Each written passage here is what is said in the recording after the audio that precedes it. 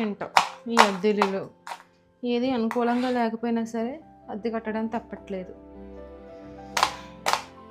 మంచి స్థలం ఎప్పుడు కొనుక్కుంటామో, మంచి ఇల్లు ఎప్పుడు కట్టుకుంటామో. ఎందుకు లేకపోతే అలా మాట్లాడుతున్నావు?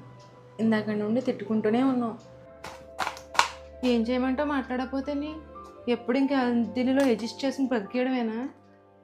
నువ్వు చెప్పు పోని. ఇప్పుడు ఏం తక్కువైందని అలా మాట్లాడుతున్నావు? తినడానికి ఆహారం లేక చాలామంది అలమటిస్తున్నారు, కానీ నువ్వు రోజు సమృద్ధిగా తింటున్నావు కదా. సరైన వస్త్రాలు లేని వాళ్ళు చాలామంది ఉన్నారు, కానీ కట్టుకోవడానికి మంచి వస్త్రాలు ఉన్నాయి కదా.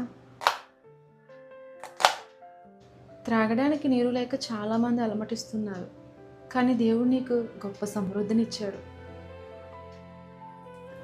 సరైన ఆరోగ్యం లేక అనేక రోగాలతో చాలామంది బాధపడుతున్నారు, కానీ దేవుడు నీకు నీ కుటుంబానికి చక్కటి ఆరోగ్యాన్ని ఇచ్చాడు.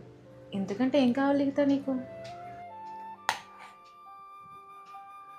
ఎదుటివారిని చూసి ఇంకా ఏదో సంపాదించాలి, గొప్పగా బ్రతకాలని చెప్పి నీకున్న మనశ్శాంతిని దూరం చేసుకుంటూ ధనాపేక్షతో తృప్తి లేకుండా బ్రతుకుతున్నావు. కాగా అన్నవస్త్రములు గలవారమై ఉండి వాటితో తృప్తి పొంది ఉందుమని దేవుని వాక్యం చెప్తుంది కదా.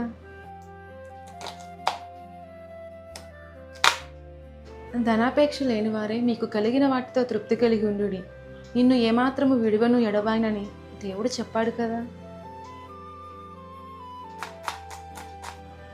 నేను ఏ స్థితిలో ఉన్నానో ఆ స్థితిలో తృప్తి కలిగి ఉండుట నేర్చుకున్నానని పౌలు భక్తుడు కూడా అంటున్నాడు. మనం ఈ లోకంలోకి ఏమీయో తీసుకురాలేదు, ఏమీయో తీసుకెళ్ళాం. కాబట్టి కలిగి ఉన్న దానితో తృప్తి కలిగి జీవించు. దేవుని ఆశీర్వదిస్తాడు.